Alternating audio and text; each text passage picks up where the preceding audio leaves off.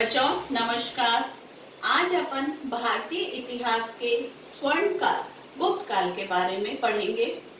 गुप्त काल के संस्थापक, प्रमुख शासक और उनका साम्राज्य विस्तार, इसके बारे में पढ़ेंगे। गुप्त साम्राज्य का संस्थापक श्रीगुप्त था। ये श्रीगुप्त जिसका कि समय 240 से 280 ईसा पूर्व तक का माना जाता है।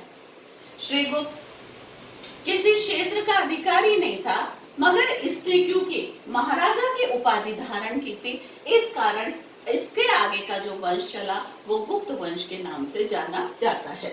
श्रीगुप्त के पश्चात उसका पुत्र घटोत्कच जो है गुप्त वंश का शासक बना। इसका समय 280 से 319 ईस्वी तक का माना जाता है। घटोत्कच ने मगध के आसपास के क्षेत्र को अपने अधीन कर लिया था। ये मैंने प्राचीन कालीन भारत का मानचित्र बनाया। आपको देखने में बड़ा अजीब सा लग रहा होगा, मगर ये प्राचीन काल में पाकिस्तान भी भारत का क्षेत्र था और कश्मीर, जम्मू कश्मीर जैसा कोई अलग से हिस्सा नहीं था, इसलिए प्राचीन कालीन मानचित्र ये है। हम देखें तो उसमें ये मगध इस जगह पे आता है। तो ये मगध जो है, मगध के आसपास का क्षेत्र घटोत्कच के अधीन हो गया था। घटोत्कच के बाद में चंद्रगुप्त प्रथम गुप्त वंश का शासक बना। इसने 319 से 335 ईस्वी तक शासन किया। वैसे कुछ लोग चंद्रगुप्त प्रथम को ही गुप्त वंश का वास्तविक संस्थापक मानते हैं। इस चंद्रगुप्त प्रथम ने लिच्छवी कन्या कुमार देवी से विवाह किया। इसके समय ही जो है गुप्त संवत भी चला। महाराजाधिराज की उपाधि इसने धारण की और जो आसपास के मगध के आसपास के जो क्षेत्र थे, इन सारे क्षेत्रों पे इसने चंद्रगुप्त प्रथम ने अपना साम्राज्य स्थापित कर लिया था।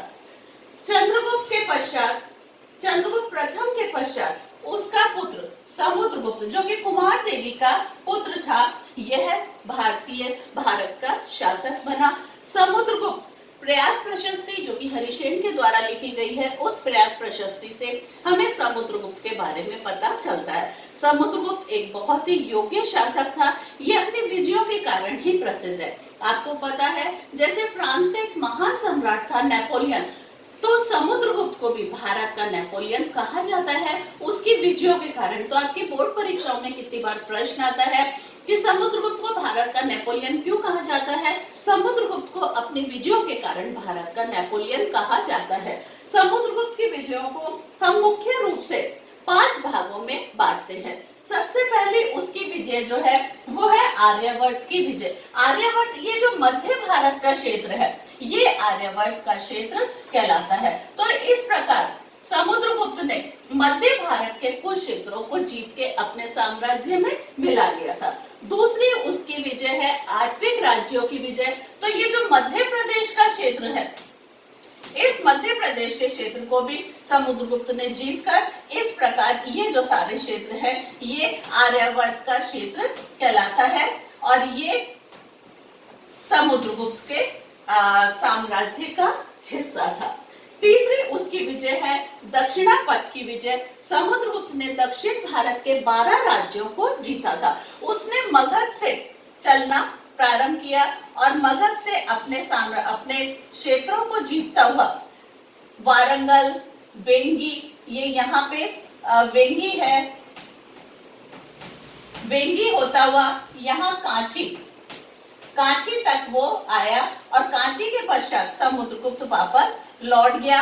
वारंगल इत्यादि क्षेत्रों को जीतता हुआ वो वापस लौट गया और इस प्रकार समुद्रगुप्त वापस अपनी राजधानी चला गया। तो ये जो इसका दक्षिणापथ का क्षेत्र है, ये दक्षिणापथ के क्षेत्र को समुद्रगुप्त ने केवल जीता, मगर जीत के इसको अपने साम्राज्य में नहीं मिलाया और यही दक्षिण की नीति उसकी जो है दूरदर्शितापूर्ण नीति कहलाती है। इसके संबंध में समुद्रगुप्त ने जो नीति अपनाई थी वो मोक्षानुग्रह की नीति कहलाती है। मोक्षानुग्रह, ये मोक्षानुग्रह की नीति यानी कि उसने इन क्षेत्रों को जीतकर और वापस यहीं के ही राजाओं को उनका साम्राज्य सौंप दिया था और प्रतिवर्ष एक निश्चित राशि कर के रूप में प्राप्त करना तय कर लिया था, क्योंकि समुद्रगुप्त जानता था मगध में रह के, पाटलिपुत्र मगध में रह के सुदूर दक्षिण के क्षेत्रों को नियंत्रित नहीं किया जा सकता और साम्राज्य में शांति और व्यवस्था बनाए रखने के उद्देश्य से उसने ये जो 12 क्षेत्र थे, इन 12 क्षेत्रों को उसने अपने साम्राज्य में नहीं मिलाया, बल्कि अपने अधीन करके उन पुराने राजाओं को, वहीं के राजाओं को वो साम्राज्य सौंप दिया। तो इस कारण समुद्रगुप्त की दक्षिण नीति उसकी दूरदर्शितापूर्ण नीति थी, जिससे कि वो शांतिपूर्ण तरीके से अपना शासन कर सके। इसके पश्चात समुद्रगुप्त का जो चौथा विजय अभियान था वो सीमावर्ती क्षेत्र। तो समुद्रगुप्त ने ये नेपाल तक अपने साम्राज्य का विस्तार कर लिया था। सीमावर्ती क्षेत्रों को भी समुद्रगुप्त ने अपने साम्राज्य में मिला लिया था। इसके पश्चात उसकी पांचवी नीति जो थी वो परराष्ट्र नीति। उसने विदेश के कई शासकों को अपने अधीन कर लिया था और उन विदेश के शासकों से वो प्रतिवर्ष कर, उपहार इत्यादि लेता था। इस प्रकार समुद्रगुप्त ने अपने एक शक्तिशाली साम्राज्य का विस्तार कर लिया था। समुद्रगुप्त की मृत्यु के पश्चात उसका पुत्र चंद्रगुप्त विक्रमादित्य के नाम से शासक बना था। आपने सुना होगा चंद्रगुप्त को विक्रमादित्य भी कहा जाता है। सिंहासन बत्ती से उसका एक कहानी की वो है, परियां है उसमें। तो चंद्रगुप्त विक्रमादित्य, चंद्रगुप्त द्वितीय, जिसे कि हम विक्रमादित्य भी कहते हैं, इसने भारत पर शासन किया और इसने चंद्रगुप्त ने नाग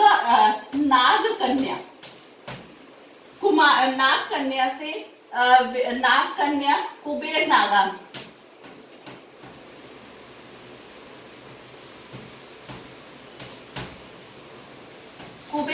से विवाह किया और अपने साम्राज्य का विस्तार किया। इस प्रकार ये गुजरात का क्षेत्र, काठियावाड़ का क्षेत्र जो है वो गुप्त साम्राज्य के अधीन आ गया था। इसके पश्चात चंद्रगुप्त विक्रमादित्य के पश्चात जो है कुमारगुप्त शासक बना। कुमारगुप्त अधिक योग्य शासक नहीं था, फिर भी उसने मालवा के क्षेत्र को, ये जो हमारा क्षेत्र है ये मालवा कहलाता है और ये यहाँ पे सौराष्ट्र।